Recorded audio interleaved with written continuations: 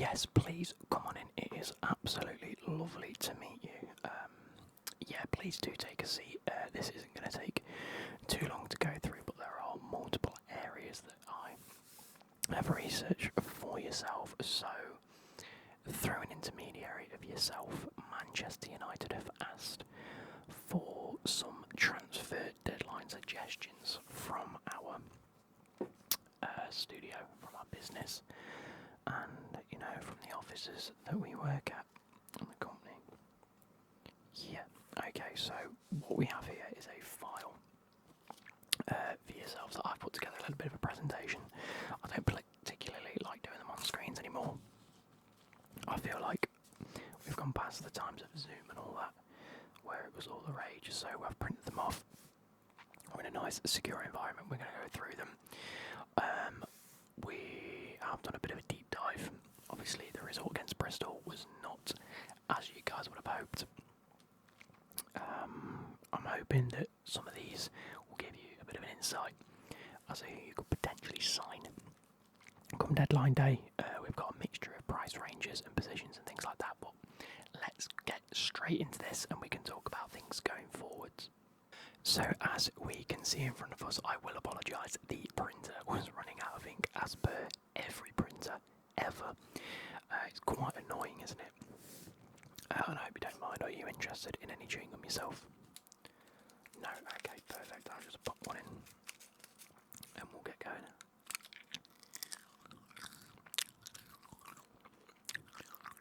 So, Manchester United transfer deadline day. I have taken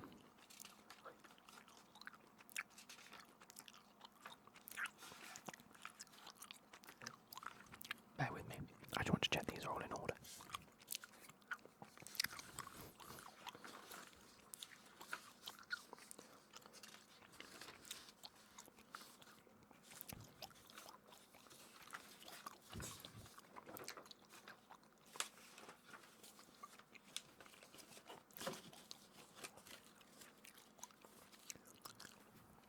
Okay, so I have taken the liberty of doing a bit of a deep dive into the club, into the squad, and drawing my own conclusions and opinions, because this is the service that you guys pay for. Okay, so I have created a current situation with a key, keep, get rid, potentially add to the squad. Now, if I'm being totally honest, this man, Onana, doesn't suit your current playstyle. He's not of the quality you need. I reckon it's probably about time you cash in on him. Other goalkeepers, Altar Bayende, keep. He's nice and young, definitely malleable into a good player. Likes of Tom Heaton, third goalkeeper, is fine. Don't need to touch that. But the first port of call is definitely to be looking at new goalkeepers. You can't go into the new season with the same issues you had last season. We all saw it. This man is a problem. He's proven time and time again why he can't be the number one choice. So we'll be looking to offload him. And again, we can help facilitate that. But we'll be looking at alternatives here that we can help. When it comes to the rest of the squad, we've categorised it in three ways: defenders, midfielders and attackers. Now, we've had a quick look through your defending situations, and whilst defenders themselves didn't put up a great defence against the likes of Bristol, I actually think in terms of the quality in the squad and the depth, you're okay. For now, it's not like a right now situation. You've got 2 recognised right backs, 2 recognised left backs, 4 recognised centre backs, and that's before we even look at a lot of the youth players. Sorry, 5 recognised centre backs. That's fine. For playing the likes of 3-4-3, like you do at Man United. Both of these as the wing backs, Shaw, Dorgu, Mazraoui and Dalot are fine. Heaven can play either way. way, Luke Shaw can play as a centre-back in a 3 at the back. I wouldn't be looking to make any rash changes to this. But look at this. Look at this, straight down the middle of your team. In terms of recognised players at the squad, at the club, you've got 2 CDMs. One in a very ageing Casemiro, and one in a yet unproven Manuel Ugarte. He's had a few okay appearances, but we'll be looking to try and get more out of him in training. Kobe Mainu. I've highlighted him yellow or orange, and I know the key originally said, get rid. I've highlighted these and a few of the attackers because they are likely to leave, whether it's on loan or a permanent deal. I wouldn't be looking to offload anyone specifically, but these 4 attackers and Kobe Mainu are looking likely to leave through what you've already suggested and what I've seen in the media. So that leaves Mason Mount, who, again, I often see playing left wing rather than at centre midfield. Bruno Fernandes, whose best position is in behind a striker. The club, or Amarin, isn't playing that way at the moment. So that's an area that we need to look at. I would not be looking to offload Bruno, by the way. It'll be something we'll discuss. And then you've got Casemiro and Ugarte, like I said, an ageing Casemiro and an unproven Ugarte playing CDM. Again, you only play 2 central midfielders. One of them we'd look to be more of an, like a creative attacking player. Your Bruno Fernandes and Mason Mounts. And the other one is more of a holding box-to-box midfielder, i.e. Mainu, Casemiro, Ugarte. That's what's looking likely to happen moving forward. And then we come on to your attackers. Let me just pop another chewing gum. So, Rasmus Højlund is gathering interest from the Serie A, whether that be Napoli, maybe even AC Milan. I'd look to offload him because, as you can see here, Benjamin Sesko, Zirkzee, even Matthias Cunha has played at striker. With only one recognised striker in the formation, in the 3-4-3. We've got options, and offloading Højlund will give us more manoeuvrability in the market. That being said, Matthias Cunha, Zirkzee, Sesko as strikers, great. Look on this list. Garnacho looking likely to leave. Jadon Sancho needs to leave. There is no recognised left winger other than Cunha, but we all know how good he is. Either side of the striker or up front. Mason Mount can often play at the left, but he's not a recognised left winger. So I'd ideally be looking for someone who can play off the left. And Wemo as a right winger, and Amad Diallo as a right winger. With Diallo often playing as that right wing back role, hasn't really suited him so far. So what I'm basically trying to say is the centre of that attacking line is fine. The right hand side is okay, but the left hand side needs work. So that's what we'll be looking at. So, goalkeeper. Specifically 2 centre midfielders. We have identified we need depth in that midfield. 1. Yeah. And then left players. Left-hand sided players. Left wingers. Or people who can play off both wings and have a bit more versatility. So, that is our focus. And 3 key areas. A goalkeeper. Shot stopper, commanding, good with the ball at the feet. Again, this is huge in the modern day, and you'll see a lot of young keepers have that in abundance. But if I'm being honest, we need a good shot stopper and a more commanding goalkeeper. Second is the midfielders. We're looking for one box to box, one that can run, cover both areas, and do an all-round well job. And then a creative midfielder like your Bruno Fernandes, someone that you're looking to dictate the tempo, create the opportunities, and we'll dive into these with statistics. And then attackers, I want someone that will be fast, a good dribbler, and can cover both wings. Now, if I'm being honest, we have one option here that I'd like you to go for. However, I have put in another option due to versatility and availability that you could be on the market. We'll have to inquire. So let's start with the goalkeepers. First one, Guillaume Restes from Toulouse. As you can see, the current options that I've got: Alta Bayende and Tom Eaton. Bayende's back up. Tom Eaton's the third goalkeeper. Could be a great up-and-coming goalkeeper.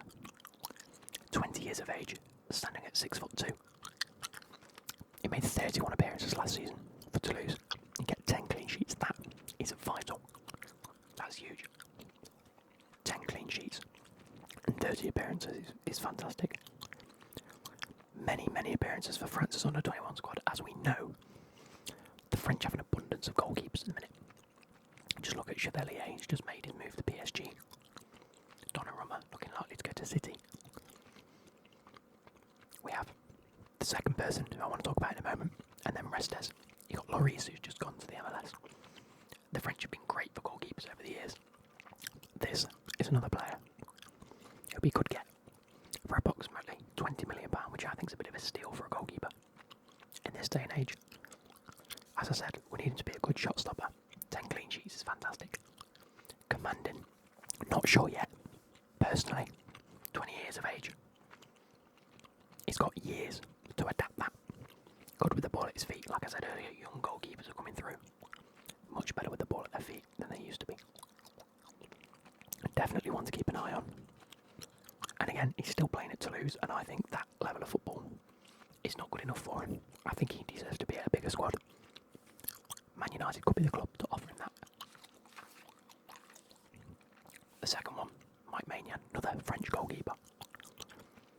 Age 30, so he is aging. But if we're thinking about this, Ayat Bayende as our backup, you signed him as a young up-and-coming goalkeeper. Can learn off a player like this. As we know, 30 for a goalkeeper is still young. The peak for a goalkeeper is probably around the 30 to 33 years old age. Whereas a lot of the outfield players, you're looking at maybe 26 to 30 as their peak years. Goalkeepers a lot later because of this thing here, commanding. The knowledge, the actual anticipation that comes with experience. That is what you get from Maignan. Less with the ball at his feet because he is an older goalkeeper. He's of a different generation. But that can be worked upon. And if I'm honest, with 3 at the back, I think the options are going to be there for him anyway to play out. 53 appearances last season. Only 59 goals conceded, which seems a lot. It's more than one a game.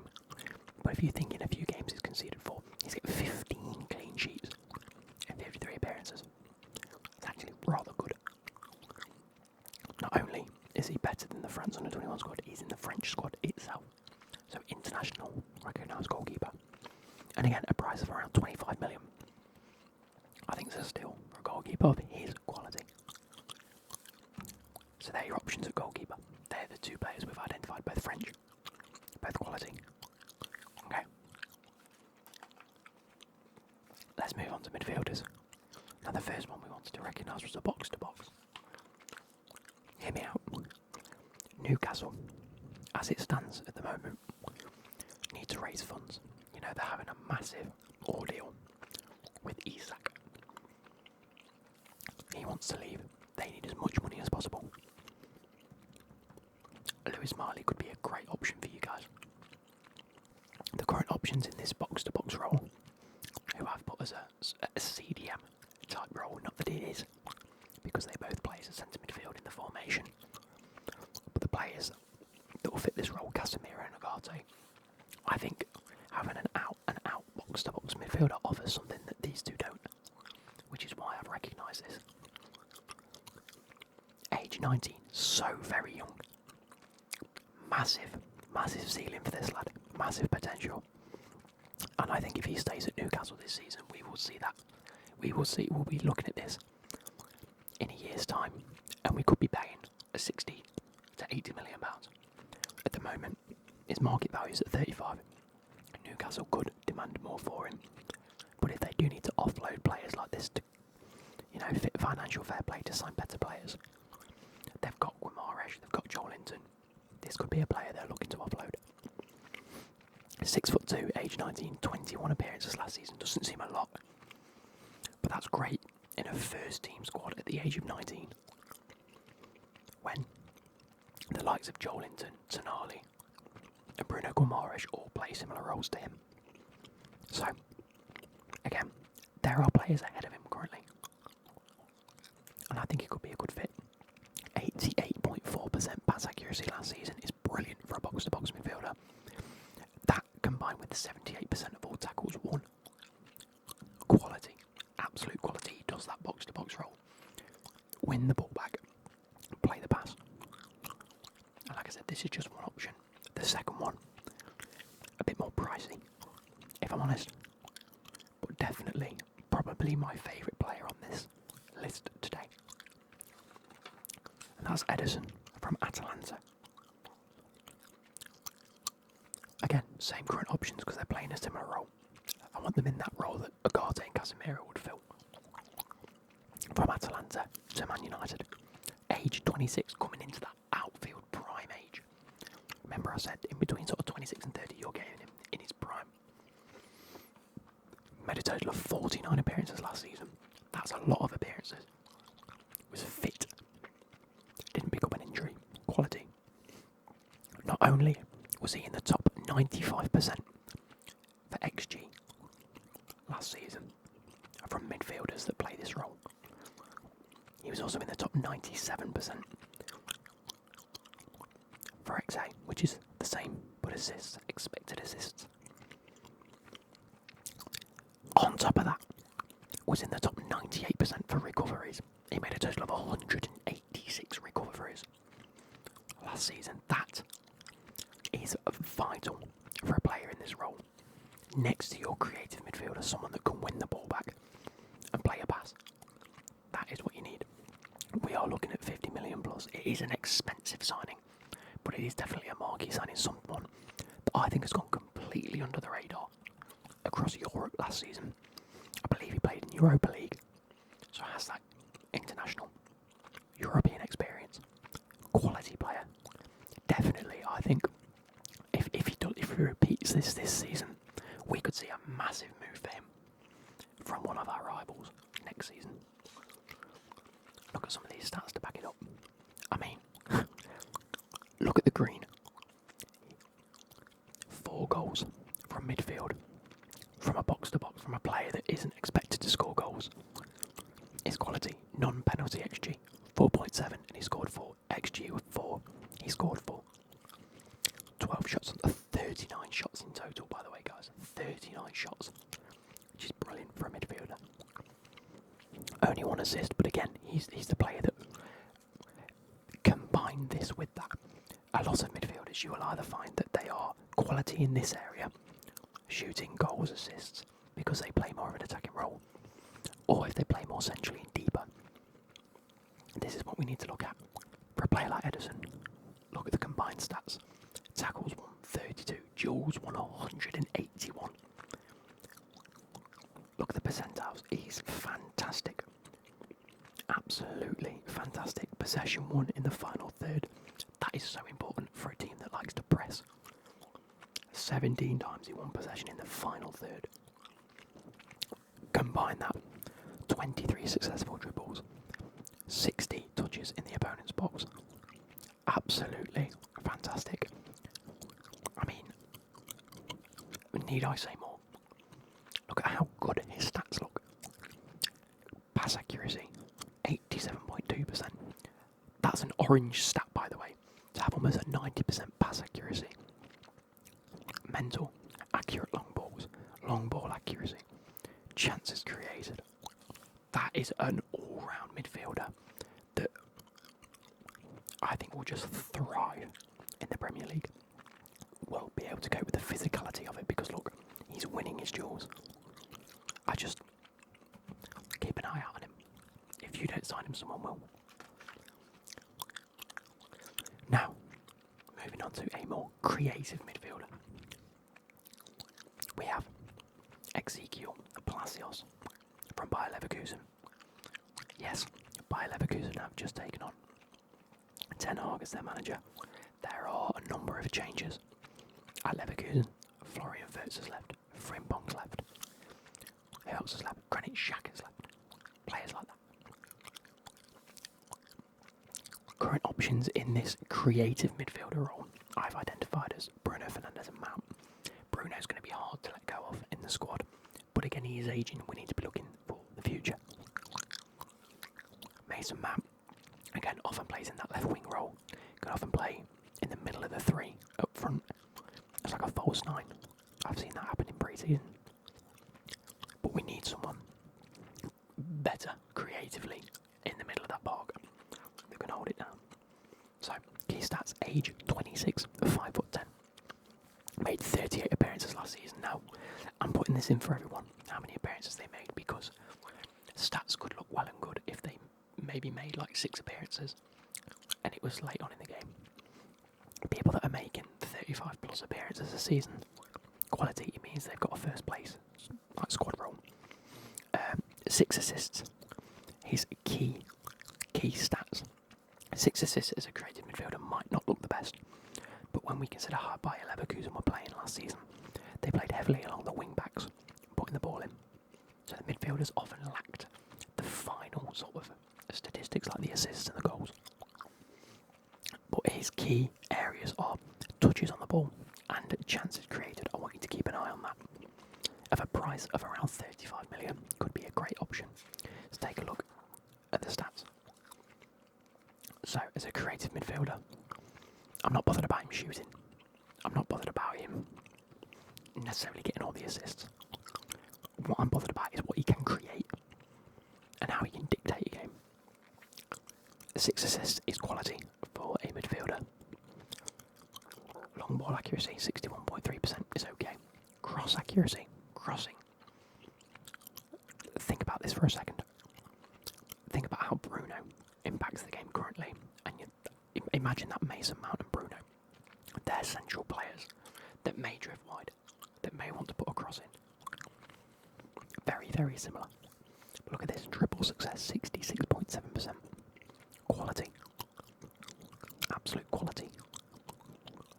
Pass accuracy, 90%. Successful passes, almost 1,000 passes. This is someone that will receive the ball and dictate the play. Quality player. Moving on to the second option, another player that I think, if you were to sign 2 from this list today, I'd heavily be focusing on midfielders. Ederson would be my number 1 choice. Oyan Sanchez would be my second. These are the 2 that I want you to focus on, but they are pricey. You'd be looking at 100 million between the 2 of them. Plus, depending on what we can get from the sales, this can help facilitate. So, 25 years old, 6'2", definitely not a build of a player that you expect to see as a creative midfielder, but wait until we get there. Again, 36 appearances, 17 goals and 3 assists from a creative midfielder, not a striker. That's not a striker with 17 goals, that's a midfielder with 17 goals and 3 assists. That's quality.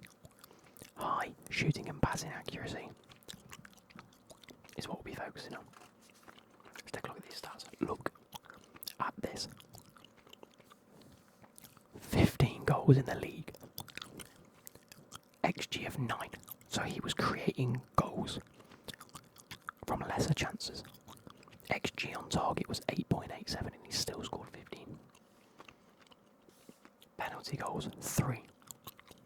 Shots, 50 shots. This is a player that will pick the ball up around the edge of the box and shoot. This is what you want in a creative midfielder. They will create chances. The passing itself doesn't look all that impressive when you think about it. But look at the individual stats. Long ball accuracy and pass accuracy is up there. Triple success and touches in opposition box. This is what you want from that creative midfielder. I'm not bothered about the defending side of things or the possession side of things in terms of dispossessed and fouled and crosses. I know crossing. This is a player that you want in and around that final third as a midfielder. And if that's something you're looking for, this is your player. This is your player. Now we're going to move on. Let me just...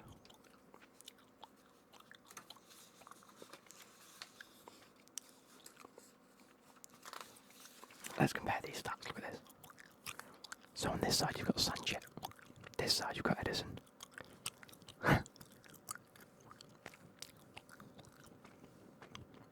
We were looking at touches in opposition box. 60. I mean, just look at Edison. I mean, that is a play. Go for Edison. Someone will pick him up this season. Anyway, we're going to move on to the wingers now. Now, like I say, the wingers was a bit of a weird one for us. I've gone for one player that can play in a variety of roles, and you're going to have to hear me out. Brahim Diaz. I can't envision him leaving Real Madrid, if I'm being honest. And I think this price tag might be closer to 45 to 50 million. If you were to look at him, but current options, I'm looking at right wing, left wing, and Buemo and Diallo on the right. Potentially Cunha on the left, or Mount. Now, 56 appearances he made last season. 26 years old, again coming into his prime, 5'7". Yes, only 6 goals and 8 assists, which doesn't look that good for an attacker. We identified key areas of fast dribblers and covers both wings. I wouldn't say this player is fast. I would say he's very good with the ball at his feet. He can definitely cover both wings and more. High dribble success and fouls won is key. Link-up play is key. This is a player that you will put into your front three, potentially into the midfield, and can start making things happen. When you look at the likes of Buemo against Bristol, the minute he picked up the ball, he was looking up. That first goal he scored was the prime example of why a player like Buemo was signed to the club. He picked up the ball, drove at them, created his own chance. Take a look at this. Expected goals, 5, and he scored 4. Doesn't seem to create that many chances and out-and-out goal-scoring opportunities, but 28 shots, 17 shots on target. The accuracy is getting there. But look at this. Touches, 915 touches. 72 of those were in the opposition box. That's not nearly enough, but it still put him up there. That can be improved straight away. Dribble success, it doesn't seem that high at 55%, but look at where it puts him in comparison to players in his position. 34 fouls won. That is a massive, massive statistic. It means that he keeps the ball close and will draw a foul in. It draws players in. Not only does that create space, but it also means that more opportunities are created through free kicks. You know, Bruno is brilliant at free kicks. If you can win 34 fouls around the edge of the box, that's 34 more opportunities you're going to get at scoring. Defending stats, I wasn't going to include this because as an attacker, I don't think it's that important. But look at this, 19 tackles won, 76% of all tackles won. And he wins 50% of all the duels. That to me screams a player that's direct, will happily try and get past his player and the defender. And that's someone that could be very, very vital to the squad. Now, last but not least, is a player that could be very expensive. He is actively told the world he's looking to leave, and that's Ademola Lookman. Whether he has his heart set on the Serie A still, you know, there's been links to him going to Inter Milan. Another Atalanta player here. Atalanta have looked very, very good for the past couple of years, and both Edison and Ademola Lookman are why. 27 years old, 5'9", coming into his prime, if not had his prime season just gone. Made 40 appearances, and look at this. 20 goals, 7 assists, That is fantastic. I said we want someone that's fast, a good dribbler and cover both wings. We've identified him. Fast, strong, direct. We'll look to dribble past players. Price of around 60 million plus. I actually think Atalanta are looking for around 50. So I'd be looking at him straight away. And look at the green. Look at the green. 15 goals in the league last season. Had an XG of non-penalty goals. He only scored 1 penalty goal. That shows that the rest 14 league goals from open play. Loads of shots on target. 5 assists in the league. Fantastic. Good successful passes. Lots of pass accuracy. Successful crosses. 61 chances created. He is a team player. If you're looking for them balls into Benjamin Sesko, if you're looking for a link-up play between him and Mbeumo, look no further. Possession, successful dribbles, 37. Touches, almost 1,400 touches, which, as a dribbler, you'd expect that to be higher. 219 in the opposition box. Puts him right at the top of his category for his position. Absolutely fantastic. Some really key stats here. I think,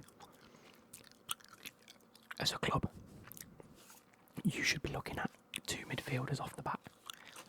I think the likes of Sancho and Garnacho, not having left the club yet, leaves a bit of a sour taste as to pulling in some other players. But if you could look to get rid of them both and facilitate Lookman through both Sancho and Garnacho leaving, I'd look to do that. But invest all of your money in 2 midfielders, is what I'd say. If Onana leaves for 15 to 25 million, pull in one of them goalkeepers. That'd be the strategy I'd look to do and get done by transfer deadline day. I'd say offload Nana, 20 mil. Personally, bring in Restes for 20M, because that offloads the money. I'd ultimately, if Casemiro wants to leave, that's 300k a week. Saved.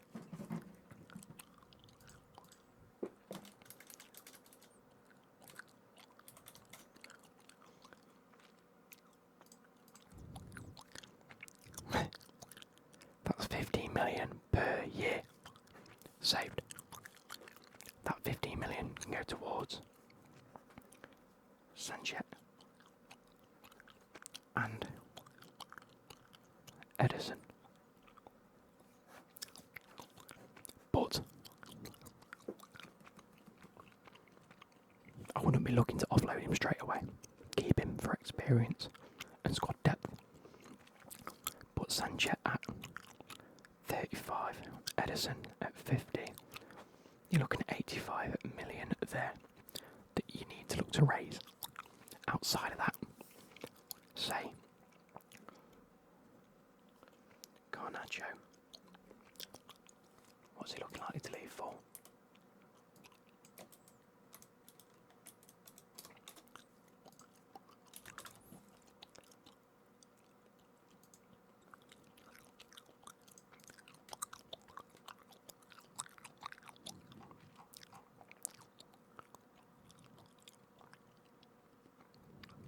$40 to Chelsea. Not that I'm particularly happy about that. Sancho for 25. That's 65 million. I'd put that money towards Lookman, personally. 65 towards Lookman. Offer them 50. That leaves you 15 million left. That's 15 million up. Drops that to 70 mil. spending 70 million net. If you offload Onana, if you get 25 for Onana, Restes at 20 looks even better.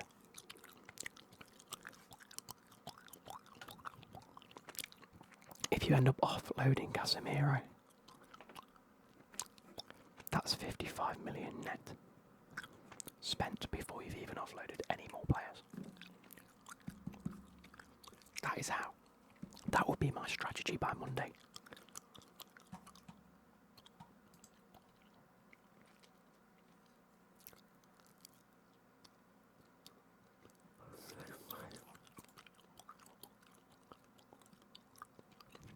Yep, my strategy. Offload Onana, bring in Restes. If you can get rid of Casemiro, do it, but only if you have these two players lined up, Sanchez and Edison.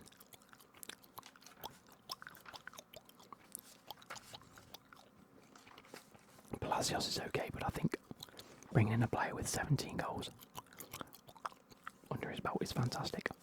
He has a better strategy for that creative role as well. Garnacho's potentially already left for 40.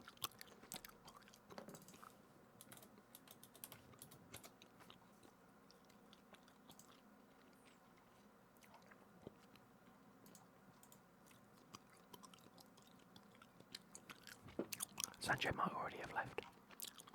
And that's before you've moved on to any other players. So, I hope you guys have enjoyed. And I'll catch you later. Goodbye.